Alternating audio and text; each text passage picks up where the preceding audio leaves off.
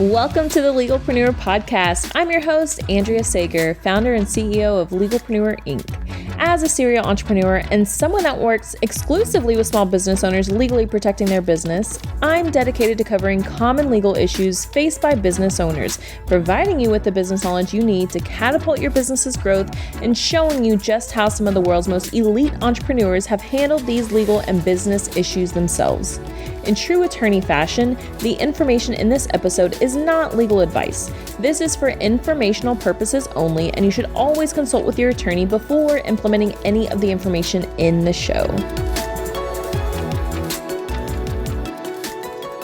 In case you missed it, our flash sale for Dream Bigger is now over. That crazy good deal that you'll never see again, it's gone. However, tickets are actually now 50% off. General, VIP, whatever you want, 50% off. Get them now because this event is going to sell out. I don't know when, however, it will sell out. We are so excited for this. We have Allie Webb, Danielle Canty, Pollyanna Reed, we have Chris Harder, Lori Harder, so many more big names that are going to be announced soon, so stay tuned. But for now, go get your ticket, 50% off, and get those rooms booked as well. I cannot wait to see you in Phoenix, October 5th to the 7th. Hello there. Welcome back to another episode of the Legalpreneur Podcast. Today's guest is Miss Jordan. She is a spiritual ascension guide and empathic healer. Essentially, she is your soul surgeon, really helping you just channel your inner divine being and helping you become the highest version of yourself. You guys know that I've been on the ultimate healing journey over the past year and a half. So I'm really, really, really excited for you to hear from her because we actually had a call like even before I left my ex-husband, and she was just like opening my eyes to so many things. So I'm really honored that she's here today and to share her message with you guys. So Miss Jordan, thank you so much for being here.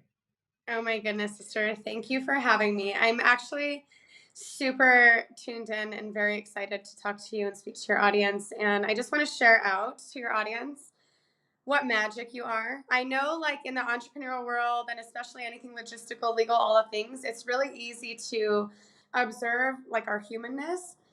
And you are one of the purest spirits, the fullest hearts, and the most magical beings I've ever met. And I am so honored to be here, and I'm really, really excited to connect with your people and share my observations of that part of you. Oh, thank you so much. Thank you. Okay, well, tell everybody how you got to where you are today. I know you have had quite the journey. So I know part of it. I know I don't know all of it, but what you're willing to share, please share it with our audience so we know how you got to what you're doing today.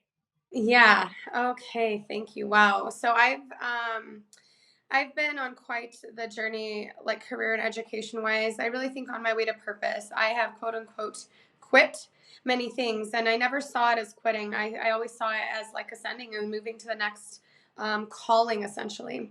So I started out, I started college right after high school, and I went full time year round over 21 credit hours, and I received my bachelor's degree in science before I even turned 21 years old. I worked 3 jobs during college to get it done. And then when I finished, I became the youngest court reporter in the state of New Mexico. And I don't know if you knew that. I did not I don't know know if we connected that. And so that was me originally. And interestingly enough, like I was really proud. Court reporting school is really difficult, and now they're being replaced by recordings and all the things. But back then, my starting class of like 25, only 2 of us finished. And it was really, really challenging. And so I felt super accomplished, and I felt like I made my parents proud and all the things. But here I am, I'm sitting in criminal court, and I'm supposed to be the fly on the wall, right? I'm supposed to be like non-biased and all these things. And we would get called recess all the time. So I would get reprimanded for rolling my eyes and like slamming my head on the, on the table. But I was so young, and the professionalism, I was probably lacking that a little bit, but I would tell it, especially my favorite judge, I'm like, can I curse on this podcast? Yeah, I'm like, absolutely. he's fucking lying. He's fucking lying. Of course, because I was like in charge of all of the exhibits and everything. And so I decided very quickly that I am not somebody who should be in a position where I don't have an opinion that's weighted. So I thought about actually going back to law school. And I had so much schooling and I was so tired. And a job for an adult felony probation and parole officer came up. And I had the education for it. I just had to do like the tactical training. And so I ended up taking that job. During the recession, so I had a caseload of 98 felons at one time, and I was like this little 95-pound, right out of college spring chicken. And that's when I really started to connect to this me that I am now. Because they say when you're a parole officer, you really take one of two hats, either a law enforcement hat or a social worker hat. And I was really strict because I was so small, and some of these men and women had been in prison for years and years and years, right? And so I had to be really strict. And my core value was rehabilitation. I really believed that anybody could be rehabilitated. And I put my whole heart into that career until I thought I wanted to have children with my first husband. I'm on number 3 now. And it was getting seemingly dangerous. I was in a small town with 3 prisons, and like I said, I had a really large caseload. I had like 15 sex offenders at one time, and I'd have to do house calls and all these things with no backup because we were in a recession. And I was in a couple situations where I just felt like this is a ticking time bomb and I could potentially get hurt. And so as much as I wanted to work in the social work aspect of it, the other side of it, which is the law enforcement aspect, was not aligning with what I needed to do. So I decided to go back to beauty school, and then I became a hairstylist. And at the same time, I was a professional fitness trainer and professional fitness competitor, and did that for a while. After hair school, didn't do hair. I ended up owning an entertainment magazine and modeling agency, and really going into that and more play and more fun. When I divorced my first husband and I met my second husband, I helped him with his custom home building company. And there was still something missing. Like I missed the social work aspect, right? I missed actually probation and parole. And I thought about going back, but I didn't want to do the tactical training again. It was really hard. I got maced in the face and all the things. So I decided to open a hair salon and day spa, and I did that. And I had that for 3 years, and it was beautiful. But I realized very quickly that the part I liked was the service, was the connection, was the making people feel beautiful, but not from the outside, like from the inside. And I didn't really like to cut hair. Or, I loved, like, again, the social work aspect. So after that, I went and I was an advertising agent for a big magazine. And all the while I was doing that, I was feeling more called into my soul. Well, as you know, my second marriage was a super abusive and really toxic marriage. And I got in this space where I was like groomed and I was like stuck in it. And so through hitting my rock bottom, like I started realizing like I needed to dig myself out. And so simultaneously, I'm missing this aspect of social work that I've so called to. And also, I'm trying to find myself, my worthiness, my purpose. I'm trying to dig my way out of this marriage. And so I started going to women's events. I started doing some things and step by step. And I went to Lori, who you know. I went to the Bliss Project with Lori Harder.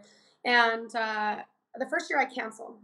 I stayed in that marriage a whole another year. And I went back the following year. It was my first time ever being on a plane by myself.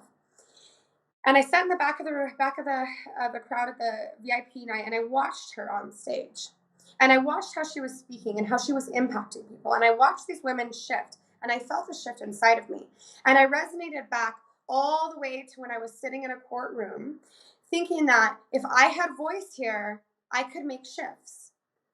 And I couldn't then, right? And so I decided to write out the magazine job for a little bit, but open my own business, doing kind of coaching, self-help, et cetera, et cetera. That was the Unicorn Way, started 6 years ago. And I ran that company for a little bit. It started kind of like a life coaching program, women's empowerment, kind of like Lori. And then as I moved into my own process, my own spiritual opening, I realized that I had suppressed gifts and really was super in tune with the divine and able to work on such a deeper level because of some of the work that I had already done. So then I started specializing in breaking social conditioning, childhood trauma, narcissistic PTSD, and all of these things, and really moved into a more spiritual space and became like a spiritual guide, and then started moving through my healing gifts. And now, today, like fast forward, that was like the first part, but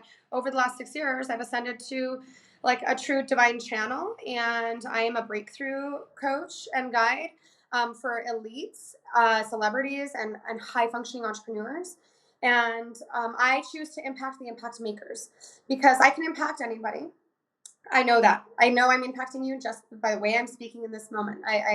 It's a gift that I've been given, and I'm also trained to do this in many different facets. And as much as I would love to impact everybody, I realized that my deepest reach would be by impacting the impact makers. And so now I work primarily one on one with high functioning and high level individuals, and I host like leadership trainings and immersions. And that's basically, that was a mouthful. I don't even think I let you get a word in edgewise, but that's the backstory. No, I love it. I love the background because love to make sure the audience knows like the full picture, and I never do it justice to just introduce with, the normal bio. It's like, "Hey, let's get your full picture in here." So I love it.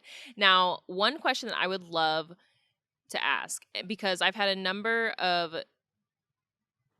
people in the spiritual space lately on the podcast, and so I've never had what you would call a spiritual guide. And so I would love to hear more about what is a spiritual guide.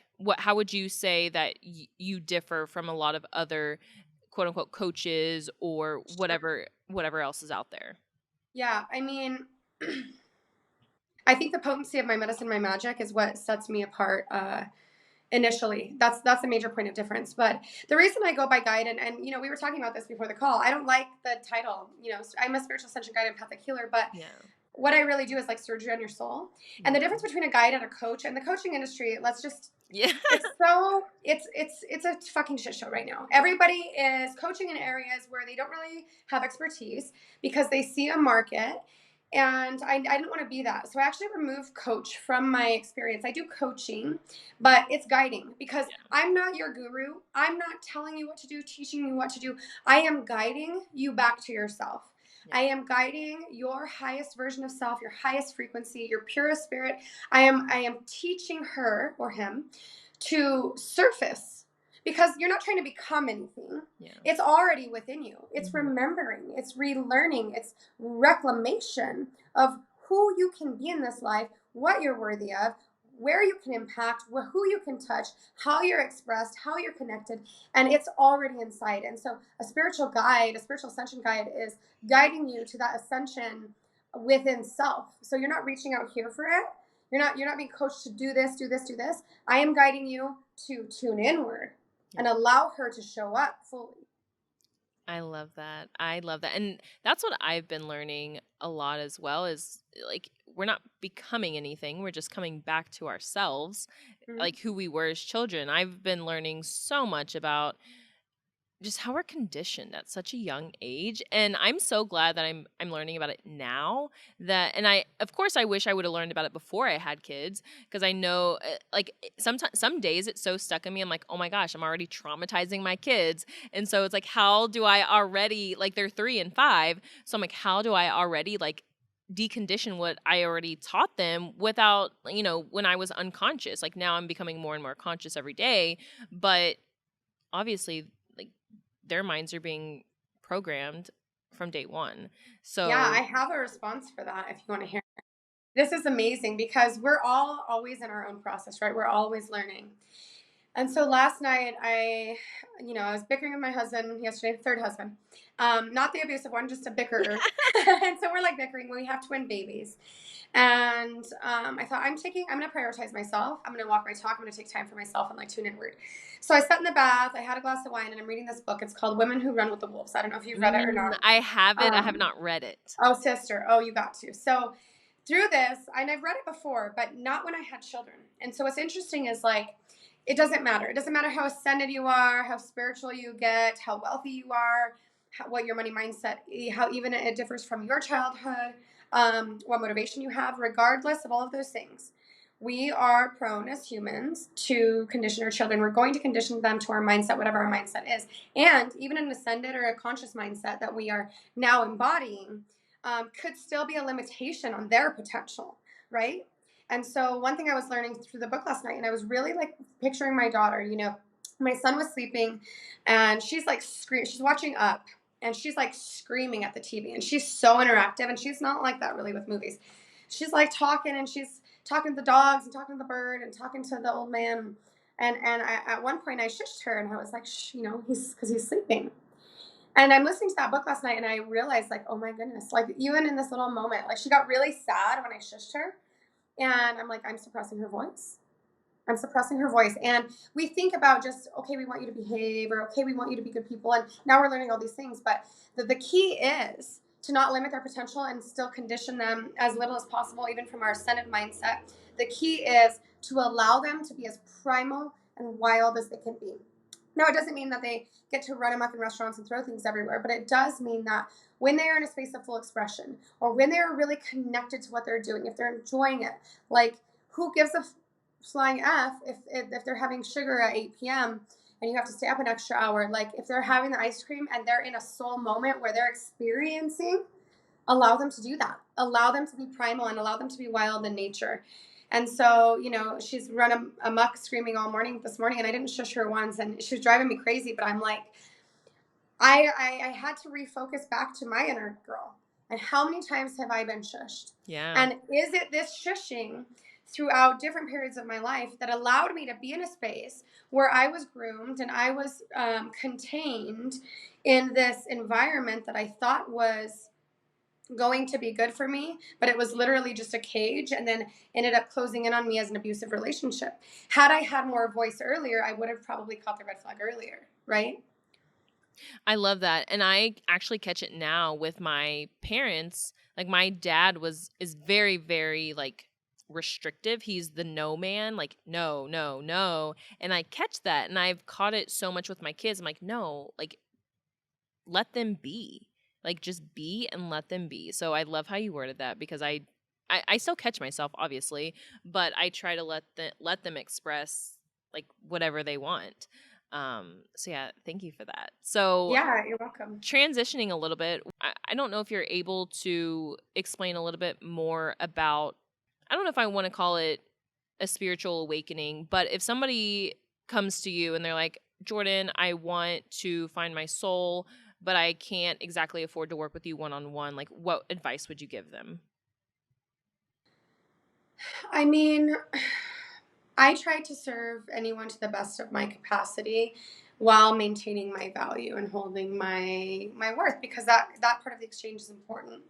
So I do things like, I just did a free 11-day intensive. I had almost 200 women in it on Facebook. And Source called me, and I just did it, and it was like an opening. So that's for me. But if someone can't, like, they say, hey, I can't afford to work with you right now, but this is what I would desire. My goal is to give them enough tools to be able to shift enough to push their edges into a quantum leap. Because I can't afford you is, I mean, it's mythical. It's all a matter of decision, right? It's all a matter of decision. So I have an annual women's event in New Mexico every year. I've had it for 5 years. Usually that's a nice starting point for people, because they get to come, experience me speaking, experience other speakers. And then also, and this is one thing that differs me from coaches. I don't serve where I don't know how to serve.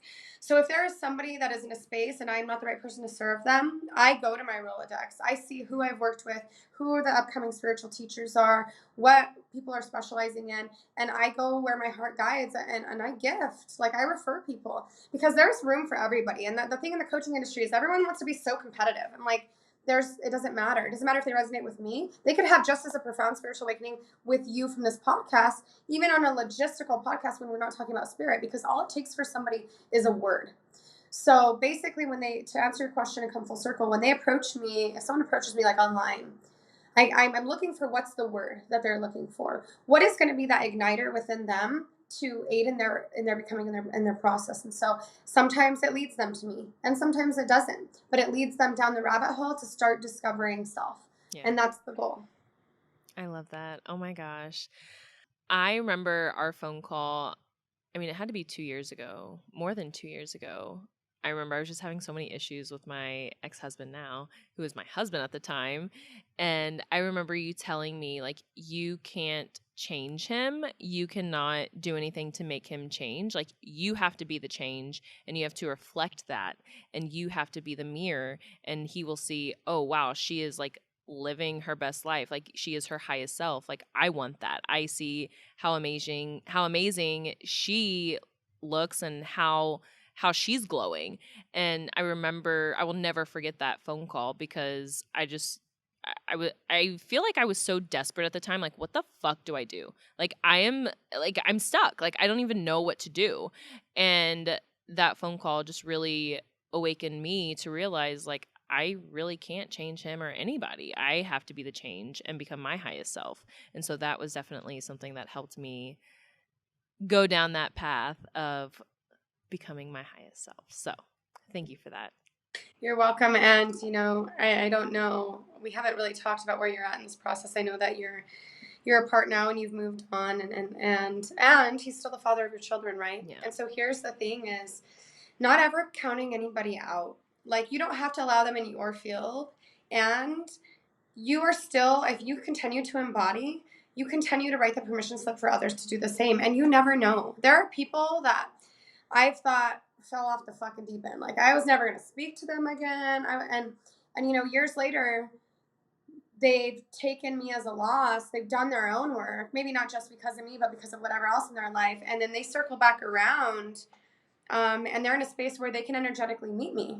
And then we get to come back into unison in a really harmonious space. And, that can be you with your husband. And for anyone listening, if you share children, or if you're a mother or a sister or whatever, if it's a family member and you're like, I don't want to completely write them off forever, like, continue showing up, and at some point it will click. It will click, and they will be gifted the invitation to elevate in their own life. Yeah. I like that. I love that. Okay, so switching gears a little bit now, can we talk about maybe not even the legal side of your business, but you are in a position of,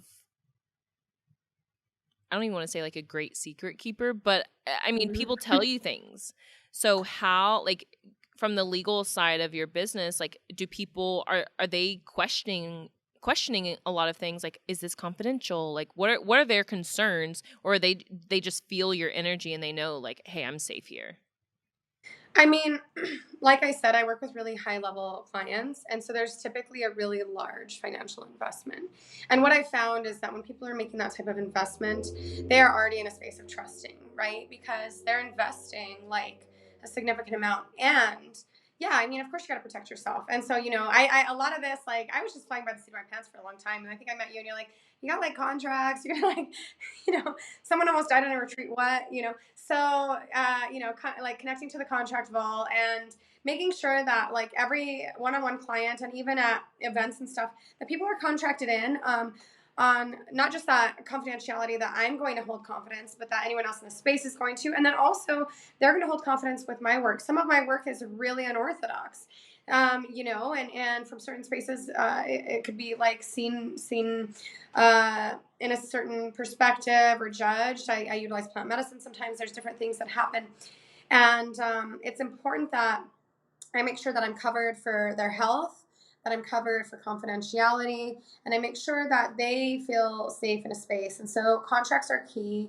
And, my energy is also, it's very prominent in that I'm not fucking around. So like if I have you at a retreat and we're doing like this healing work, and this woman opens up, about being, molested or something, and then this one opens up about abusive husband or whatever, like they already know, like I will call Andrea and I will like persecute you to the fullest extent of the law if you fuck with my contracts or you break the other woman's thing, because that's not what tribe is, that's not what core is. And so typically when people are entering a healing space of any kind, or even an ascension space, like we do a lot of money talk, we do a lot of things. I know people's finances, really high level entrepreneurs, I know what they make, I know these things, and I make sure that they're safe, and they're also contracted in. And so it's a really secure spot. And I come with the forward energetic of like, I will sue you. Like, you will not mess with anyone else in the space, and you won't mess with my business, because my business isn't my business. This is my life work. I'm here to change people's lives and allow them to surface as their elevated self. Yeah. I love that. That's amazing because it really is it one thing that people have to realize when you're in like these group spaces, it's not just confidentiality and respect for the facilitator or the guide. It's also with the other group members. Like I know like any groups that I'm in where personal information is discussed, typically I'm the one drafting the contract, but we always make sure it's not just a matter that the facilitator has this level of confidentiality. However, every group member as well has this agreement of confidentiality with each group member because we know Hmm. it's a sacred space. This is a safe space. We have to feel safe to express whatever amongst the group. Hmm. Especially like Chris's mastermind. I'm actually you'll like this. I am doing a plant medicine retreat in September. Have you done Kana? I think it's Kana. I have not done Conan, no. I'm doing Kana. It's a plant medicine retreat, and again, same contract. And Millionaire Girls Club, same thing in the contracts. So yeah, if you are listening and you do any type of like group retreats, you have to also make sure that you're not only ensuring you're in keeping the confidentiality, but also the group members are ensuring confidentiality. Like that's a big one when there are group spaces. So Hmm. thanks for bringing that up. I don't really touch on that a lot. Yeah, and you know what else? And this will be like a little, yeah, like a little, a little ego hug for you. Like I'm not afraid to even like throw your name at all. And I know, like I recall a couple of years back, I had a client that kind of turned rogue and she like tried to steal some of my stuff. And then she was like Mm-hmm. contacting all of my people. And I'm like, I have the best attorney. Like, do not fuck with Yeah. me. Like, and it was like such a good scare. And this is before, I mean, you were like still, I think, practicing at that point. You weren't, it wasn't, the legalpreneur was just Yeah. taking off. But I was like, don't mess with me. Yeah. I know. It's always fun. Like, I mean, I think that's honestly like what a lot of small business owners really enjoy is the fact that they have a true attorney to say, like, I actually have an attorney. Like, it's not just an empty threat. And like when people try to take advantage, they really do think it's an empty threat. And it's like, no, no, no, no, Yeah, no. because I think I sent her like one email and I just CC'd you on it. And Yeah. at the time we were still friends. I don't even think I had to like hire you for anything at that point. And she was like, here, breaks. And it's great. It's Yeah. really great. Yeah. Yeah.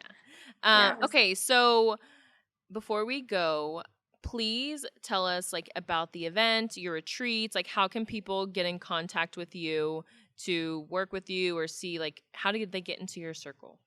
Well, so this is amazing. I love that we're bringing this up because talking about like differentiating from the coaching industry, like I don't advertise. I don't. My website is outdated by probably 2 years. I all of my leadership immersion is sold out. It sells out a year in advance. So we'd be booking for 2023. It's an invite only with people that I've worked with in some capacity. I have the Scarlet Circle. I have one seat left for that. It starts in September. It's a 9-month program. And so I don't sell. Like people connect to me. You can connect to me on Instagram or Facebook. You can add me. You can message me. I don't have an assistant. I write back all of my own stuff. And yeah, I book $100,000 clients like through Instagram. I don't advertise. I don't do any of it because I'm not trying to sell. Like I'm here to serve people who are fully in alignment. And so if someone wants to be in my circle, like they can watch my social media. Sometimes I offer like little free give backs and stuff. Sometimes I do like small programs. Right now, I'm doing a 6-week program called Ignite, and it's really intimate. I have like 7 women in there. We just go through a 6-week program, and that stuff. I pop up maybe one graphic, or I just get on my stories on Instagram and say, hey, I'm gonna do a container. Anyone wants to join, and then like that's your opportunity to say, I'm ready, I'm ready, I'm ready. And then from there, once you've worked with me, you can come to like the leadership training, or we can consider a one-on-one container. My annual women's event, I haven't planned it this year in New Mexico. Last year I held it in Phoenix. That I do share that, but mainly I just share it out on social media and friends share it out.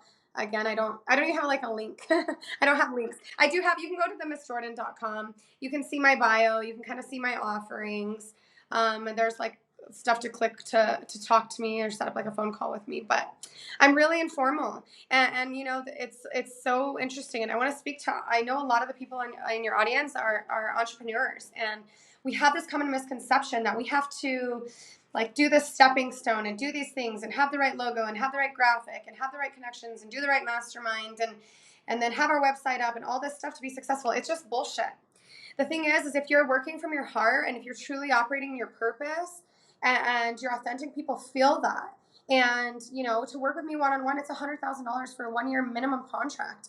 And my website's outdated by 2 years. I don't sell to anybody. Like someone connects to me and they're like, let's have a conversation. Is it a fit? And so you can be successful right where you are right now. And my advice, I know that you're going to ask me for business tips. So I'm going to give it to you. My business tip is operate from your soul. Operate from your soul in everything that you're doing. How you do one thing is how you do everything. You don't have to have all the bells and whistles. You know, dessert is good, but it's after the meal. Like the bulk of what you're feeding is what's important, and you don't have to get lost in doing all the things. The one thing you do need to do is make sure you're protected and get a Legalpreneur membership. You do need to do that. But all the logo, all the thing, all the marketing, all the pictures, it's bells and whistles. It's glitter, and not all that glitters is gold. There are a lot of people with a lot of good marketing that I know will not serve to the same capacity that I do, because I just eliminate the bullshit and I go right into literally operating in the soul space, you know? I love that. I love that. Oh my gosh, Jordan, thank you so much for this. I know it is speaking to people. And seriously, go follow her on Instagram. You can check out her website. And Jordan, thank you. You're welcome. Yeah, they're just both of them. Miss Jordan, MISS Jordan, like Michael Jordan, only cuter. Thank you, sister. It was so nice having you. I'm so proud of all of your success. It's such a heartwarming and beautiful thing to watch you continue to rise, continue to elevate, and most importantly, continue to impact. That's the element. That's the piece that a lot of people leave out. And that's the important part in our world right now. And so I just want to acknowledge you and honor you for the work that you're continuing to do and show up. And you're making all of us very, very proud. Oh, thank you.